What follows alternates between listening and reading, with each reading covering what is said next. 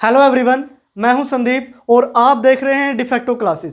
जैसा कि आपको पता है कि हरियाणा बोर्ड का 10th स्टैंडर्ड का रिजल्ट 10 जुलाई को रात 9:30 बजे के आसपास वेबसाइट पर डाल दिया गया था। अब बच्चों में एक्साइटमेंट इतनी थी कि वेबसाइट पे रिजल्ट डलते ही 20 से 25 मिनट में बच्चों ने रिजल्ट को इतना देखा कि इतना वेबसाइट को ओपन किया कि वेबसाइट को ही क्रैक कर दिया।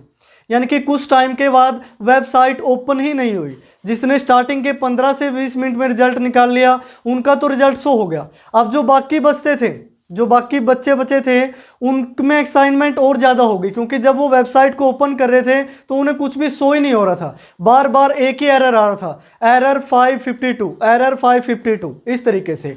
यानी कि रिजल्ट के आते ही जैसे ही बच्चों को पता चला कि आपका रिजल्ट आ चुका है, चाहे वो कोई भी क्लास हो, 10th हो, 12th हो या ग्रेजुएशन पोस्ट ग्रेजुएशन हो, तो एक्साइटमेंट बनी रहती है कि आपके क्या रिजल्ट रहेगा, क्या परफॉर्मेंस रहेगी, कितने मार्क्स आएंगे, टॉपर कौन होगा, ये जानने के लिए एक्साइटमेंट होती है। तो बहुत सारे बच्चों के मैसेज आए कि सर हमारा रिजल्ट देखिए। जो केपीएस परिवार के बच्चे थे उनके रोल नंबर ऑलरेडी हमारे पास थे। हमने 10 से 15 मिनट में कुछ बच्चों के रिजल्ट निकाले। मेरे एक साथी हैं अजय जी, उन्होंने बहुत मेहनत की कि 15 से 20 मिनट में उन्होंने 15-20 बच्चों के रिजल्ट निकाल लिए थे। लेकिन जैसे ही वेबसाइट ने एरर दिखाना शो किया तो वहीं पे हमारा जो कारवा है वो रुक गया। यानी कि 15 से 20 स्टूडेंट का ही हम रिजल्ट निकाल पाए।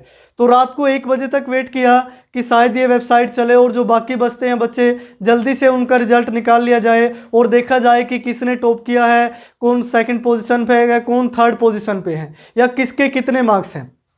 अब जिन बच्चों के रिजल्ट नहीं निकले थे उनमें एक्साइटमेंट और भी ज़्यादा थी कि हमारा रिजल्ट क्या रहेगा। बार बार मैसेज पे मैसेज आ रहे थे, यानी कि इतने मैसेज इकट्ठा हो गए थे, यही नहीं पता चल रहा था कि वो किस बच्चे का मैसेज है।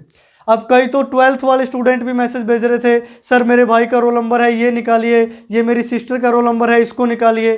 तो इस तरीके से एक्साइटमेंट बहुत ही ज़्यादा थी बच्चों में। तो सबसे पहले तो मैं जो हरियाणा की टॉपर रही हैं Rishita, Tagore senior secondary school Nanaur Hisar से है, मैं उसको डिफेक्टो क्लासेस की तरफ से और केपीएस परिवार की तरफ से बधाई देता हूँ। उसके बाद मैं आपको बताना चाहता हूँ कि जो टॉप 15 आए हैं स्टूडेंट, यानी कि 10th क्लास में जो टॉप 15 स्टूडेंट हैं उनमें से 14 गर्ल्स हैं, यानी कि 14 लड़कियां हैं। हरियाणा की बेटियों ने हरियाणा का नाम रोशन किया है। टॉप 15 में से टॉप 14 जो 14 हैं वो गर्ल्स हैं। टॉप 15 में सिर्फ एक ही लड़के ने अपनी जगह बनाई है। तो इस तरीके से मैं जितने भी स्टूडेंट हैं टॉप 15 में आए हैं उन सभी को बधाई देता हूँ। इसके साथ ही मेरे पास के गांव से लड़की है सलोनी, गांव मटौर से हैं, वो भी टैगोर सीनियर सेकेंडरी स्कूल से हैं। उन्होंने पूरे हरियाणा में 3rd पोजीशन प्राप्त की है, तो मैं उनको भी डिफेक्टो क्लासेस की तरफ से बधाई देता हूं। इसके साथ ही उचाना से हैं रोहित, जिन्होंने पूरे हरियाणा में 3rd पोजीशन प्राप्त की है, मैं उनको भी डिफेक्टो क्लासेस की तरफ से बधाई देता हूँ। उसके बाद हम बात करते हैं केपीएस फैमिली की। केपीएस फैमिली यानी कि किठाना पब्लिक स्कूल, किठाना कैथल। अब जो हरियाणा का रिजल्ट है वो लगभग 69% रहा है। जो हरियाणा का टोटल रिजल्ट है वो 69% रहा है, और जो मैथ का रिजल्ट है वो टोटल 65% है। यानी कि 65% बच्चे ही पास हुए हैं, जो बाकी 35% हैं उनकी किसी वजह से रीअपीयर है या कंपार्टमेंट आप बोलते हैं इसको। तो इस तरीके से मैथ का रिजल्ट 65% रहा है। मैथ का रिजल्ट इतना डाउन होने के बावजूद भी जो केपीएस के बच्चे हैं उन्होंने मैथ में टॉप किया है। यानी कि जो केपीएस का रिजल्ट रहा है वो 100% रहा है। मैं 10th क्लास के सभी होनहार बच्चों को डिफेक्टो क्लासेस की तरफ से ढेर सारी बधाइयाँ देता हूँ। इसके साथ ही हमारे केपीएस के प्रिंसिपल महोदय श्री प्रेम सिंह डांडा जी और चेयरमैन महोदय श्री रामफल सिंह डांडा जी, इन्होंने भी सभी बच्चों को ढेर सारी बधाइयाँ दी और इनके उज्जवल भविष्य की कामना की। तो आइए अब मैं आपको केपीएस के बच्चों की परफॉर्मेंस दिखाता हूं कि 10th क्लास में उन्होंने कैसा परफॉर्म किया है। तो आइए बच्चों, अब मैं आपको रिजल्ट दिखाता हूं केपीएस फैमिली के जो स्टूडेंट हैं। यहाँ से देखिए जो फर्स्ट है ये दीपक है, यहाँ इसका नाम शो नहीं हो रहा लेकिन father name mother name show हो रहा है, डेट ऑफ बर्थ शो हो रही है। नीचे मार्क्स हैं, हिंदी में इसके 88 हैं, इंग्लिश में 84, मैथ्स में इसने 100/100 लिए हैं। इसी तरीके से एसएस में 79, साइंस में 93 और म्यूज़िक में 98। काफ़ी अच्छा स्कोर रहा है इसका। मैथ्स में तो बिल्कुल इसने टॉप ही कर रखा है, 100/100। बाकी सब्जेक्ट में भी काफ़ी अच्छी परफॉर्मेंस रही है। उसके बाद देखिए जो नेक्स्ट है पंकज के मैथ में 91 है, इंग्लिश में 70, हिंदी में 72। जैसा कि आप देख पा रहे हैं, यानी कि हर एक सब्जेक्ट में काफ़ी अच्छे मार्क्स इसके आए हैं। उसके बाद देखिए नेक्स्ट निशा है, निशा जिसने केपीएस में टॉप किया है, सबसे ज़्यादा मार्क्स 482। इसके जैसा कि आप देख पा रहे हैं, हिंदी में 94 हैं, इंग्लिश में 88, मैथ में 98, सिर्फ 2 नंबर से पीछे रह गई है। एसएस में 94, काफ़ी अच्छे मार्क्स है एसएस में भी। साइंस में भी 97 है, म्यूज़िक में 99 है, म्यूज़िक में भी सिर्फ 1 नंबर का डिफरेंस रहता है, 100/100 हो गए थे। तो मैं एक बार फिर निशा को बधाई देता हूं केपीएस में टॉप करने के लिए और इसके रिज़ल्ट के लिए जो काफ़ी अच्छा रहा है, शानदार रिज़ल्ट रहा है, इनकी मेहनत रंग लाई है। उसके बाद देखिए साहिल है, साहिल के हिंदी में 98, इंग्लिश में 86 जैसा कि आप देख पा रहे हैं, मैथ में 97, एसएस में 85, साइंस में 95, म्यूज़िक में भी बहुत अच्छे मार्क्स हैं 98। यानी कि ओवरऑल बहुत ही अच्छा स्कोर है। इसकी केपीएस में 3rd पोजीशन रही है।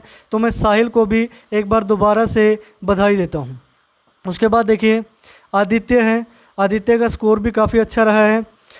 हिंदी में 93, मैथ में 90 है, मैथ में 92 है, इंग्लिश में 90 है, एसएस में 87, साइंस में 94 और म्यूज़िक में 98 है। तो टोटल 467 है, 90% से अबव बनते हैं इनके। काफ़ी अच्छा स्कोर है आदित्य का। उसके बाद देखिए विवेक के हिंदी में 85, इंग्लिश में 78, मैथ में 94, एसएस में 82। यानी कि लगभग एवरेज आप देख पा रहे हैं कि सभी स्टूडेंट 90+ लेके आए हैं हर एक सब्जेक्ट में। बस कोई सब्जेक्ट ऐसा है जिसमें कम रहते हैं, मैथ में तो ज़्यादातर 90+ ही हैं। तो यहाँ से देखिए आगे बढ़ते हैं। अमन के देखिए हिंदी में 92, इंग्लिश में 90 है, मैथ में 100/100, एसएस में 82, साइंस में 96 और म्यूज़िक में सिर्फ ये भी एक ही नंबर से रहता है यानी कि 99। इसकी केपीएस में 2nd पोजीशन आई है। तो मैं इसको डिफेक्टो क्लासेस की तरफ से बार बार बधाई देता हूँ। नेक्स्ट है स्नेहा, ये बहुत ही अच्छी लड़की है, पढ़ने में काफ़ी इंटेलिजेंट है। हिंदी में 97, इंग्लिश में 88, मैथ में इसके भी 90+ है, 91 नंबर आए हैं। म्यूज़िक में तो और भी कमाल कर रखा है, 98 हैं, साइंस में 94 हैं, एसएस के भी नंबर बहुत अच्छे हैं। ओवरऑल 468, इसके भी 90+ नंबर है, 90% से ऊपर हैं। उसके बाद कृष्णा है, कृष्णा के हिंदी में 91 है, इंग्लिश में 88, मैथ में 95 है, इसके भी 90 अबव हैं, एसएस में भी 90 है, बहुत ही अच्छा स्कोर है। म्यूज़िक में 98 और साइंस में 94 जैसा कि आप देख पा रहे हैं, इसके भी 90% अबव हैं।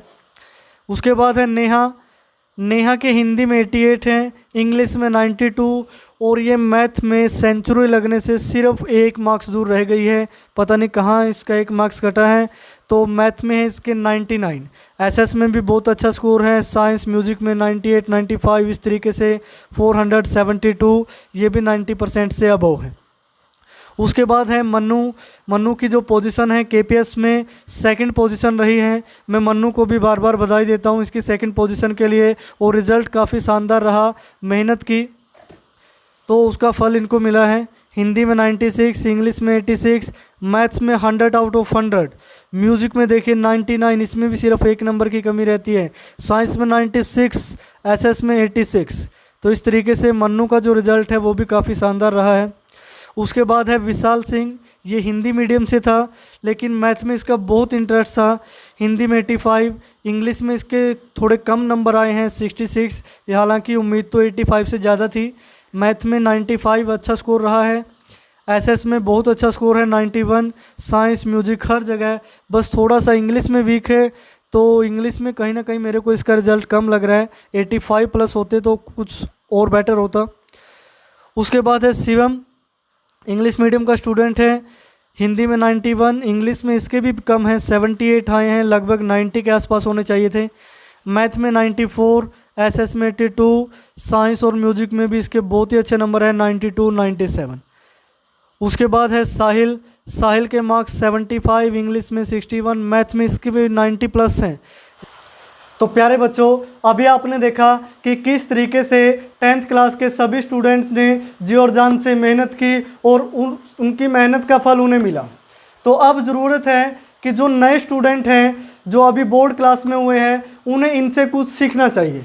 कि जैसे अभी HBSC ने 8th क्लास का बोर्ड भी लागू कर दिया है, 10th और +2 तो पहले ही बोर्ड की क्लास थी, कि उन्हें जो नए बच्चे अभी 8th क्लास में हुए हैं या 10th में हुए हैं या फिर +2 में हुए हैं, वो इनसे कुछ सीखें कि इन्होंने किस तरीके से मेहनत की और आपने आगे किस तरीके से काम करना है। अभी लॉकडाउन चल रहा है, यानी कि अभी स्कूल भी ओपन नहीं हुए हैं, ऑनलाइन टीचिंग के माध्यम से ही सभी बच्चों को पढ़ाया जा रहा है। अब देखिए, ऑनलाइन में और फेस टू फेस में डिफरेंस होता है, लेकिन अगर बच्चे आप मेहनत करें तो ऑनलाइन क्लासेज भी फेस टू फेस के जितना ही काम करती हैं। यानी कि अगर आप मेहनत करोगे तो इसी तरीके से जैसे इन बच्चों ने आज टॉप किया है, आप भी टॉपर लिस्ट में आ सकते हैं। अब एक चीज़ आप देखिए कि जो भी बच्चे HBSC में या किसी भी क्लास से हो, 10th से हो, +2 से, 8th से हो, टॉप करते हैं, सभी उन्हें बधाइयाँ देते हैं, शुभकामनाएं देते हैं और उनके उज्जवल भविष्य की कामना करते हैं। यानी कि हर तरफ सिर्फ उन्हीं की बात होती है।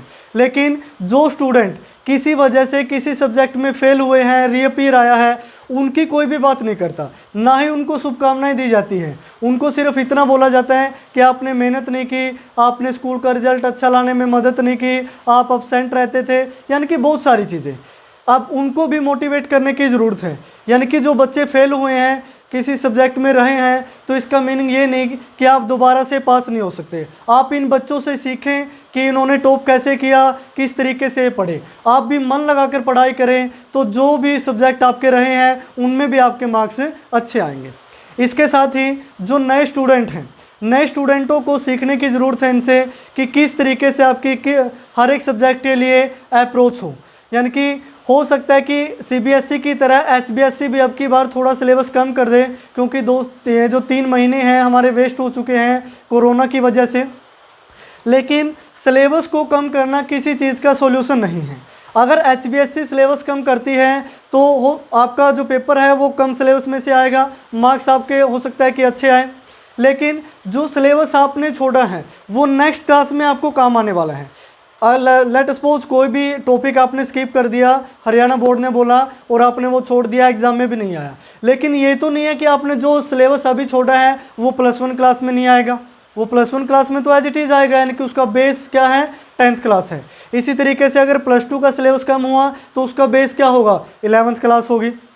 इस तरीके से यानी कि अगर 11th का सिलेबस कम होता है तो आने वाली क्लासेस में भी आपको लॉस होगा। तो इन चीज़ों का आप ध्यान रखें कि आप कंप्लीट सिलेबस पढ़ें, आप ऑनलाइन टीचिंग की हेल्प लें, आप ट्यूशन की हेल्प लें, जितना ज़्यादा हो सके अपने टीचरों के संपर्क में रहें। जितना आप टीचरों के संपर्क में रहेंगे उनसे अपने डाउट क्लियर करवाएं। कोई भी डाउट होता है किसी भी सब्जेक्ट से रिलेटेड हो, आप उनसे पूछें। यानी कि आप कोशिश करें कि मार्च तक आप कंप्लीट सिलेबस करें। अगर सिलेबस कम हो तब भी आपको कंप्लीट सिलेबस करना है, और अगर सिलेबस कम नहीं होता तब तो आप कंप्लीट करेंगे ही। इस तरीके से तो प्यारे बच्चों, अगर आपको टॉप लिस्ट में आना है, इस तरीके से आप भी चाहते हैं कि आपकी कोई तारीफ़ करे, हर एक टीचर आपको बधाई दे, न्यूज़पेपर में आपकी फ़ोटो आए, सोशल मीडिया पे आप वायरल हो, तो आप भी जी जान से मेहनत कीजिए। हर एक सब्जेक्ट की अपनी अपनी अप्रोच होती है कि आपने किस तरीके से पढ़ना है, क्या आपकी अप्रोच हो और कितने मार्क्स आपने लेके आने हैं। एक एम होता है। कुछ स्टूडेंट तो यही सोच के बैठ देते हैं कि सर मेरे तो मैथ में 60 to 70 नंबर आ जाए बहुत हैं, तो उनके 60 to 70 कभी क्रॉस ही नहीं हो पाते।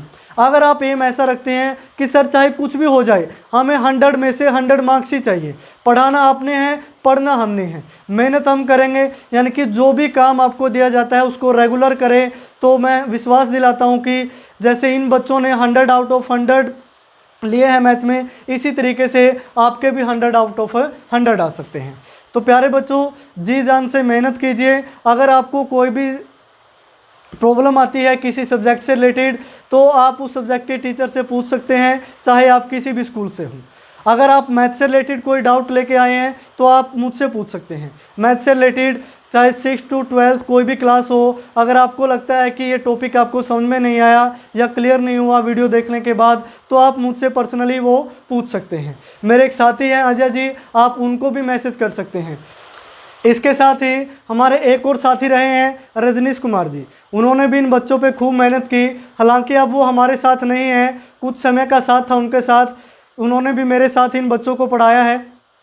तो मैं सभी बच्चों से गुजारिश करता हूँ जो अभी नेक्स्ट सेशन में बोर्ड क्लास में हुए हैं, चाहे वो 8th क्लास के हों, चाहे वो 10th क्लास के हों, चाहे वो 12th क्लास के हों, कि आप भी जी तोड़ मेहनत करें। और अगर आपको किसी भी सब्जेक्ट से रिलेटेड डाउट रहता है तो उस सब्जेक्ट के पर्टिकुलर टीचर से आप वो पूछें। जब तक आपके डाउट क्लियर नहीं होंगे तब तक आप आगे नहीं बढ़ पाओगे। अब मैं मैथ्स के बारे में आपको बताता हूँ कि लेट सपोज आपने कोई चैप्टर स्टार्ट किया फर्स्ट, और इस तरीके से टीचर ने आपको वो कंप्लीट करवा दिया। अब आप क्या सोचते हैं कि अगर चैप्टर आपको 100% आता है, अगर आपको चैप्टर 100% आता है तो इसका मीनिंग आपको उस चैप्टर से रिलेटेड कोई भी डाउट नहीं है। लेकिन कुछ स्टूडेंट ये सोचते हैं कि अगर हमको चैप्टर 70 to 80% भी आ जाता है तो बहुत है, यानी कि एग्ज़ाम में सारा चैप्टर तो आना नहीं, कुछ ही क्वेश्चन आने हैं जो हम ईजिली निकाल लेंगे। ऐसा आप बिल्कुल ना करें, क्योंकि जब तक आपके हर एक कंसेप्ट क्लियर नहीं होंगे आप एग्ज़ाम में अच्छा परफॉर्म नहीं कर पाओगे।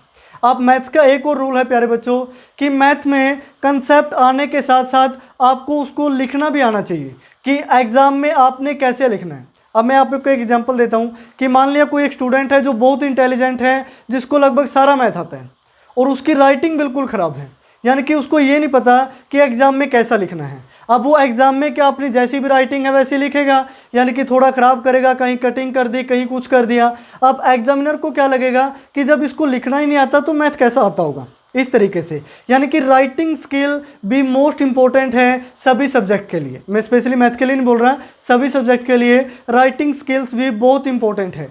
यानी कि एग्जामिनर को चेक करने वाले को ये नहीं पता होता कि ये इस स्टूडेंट का पेपर है और ये तो बहुत इंटेलिजेंट है, इसको तो मैं अपनी तरफ से नंबर दूंगा।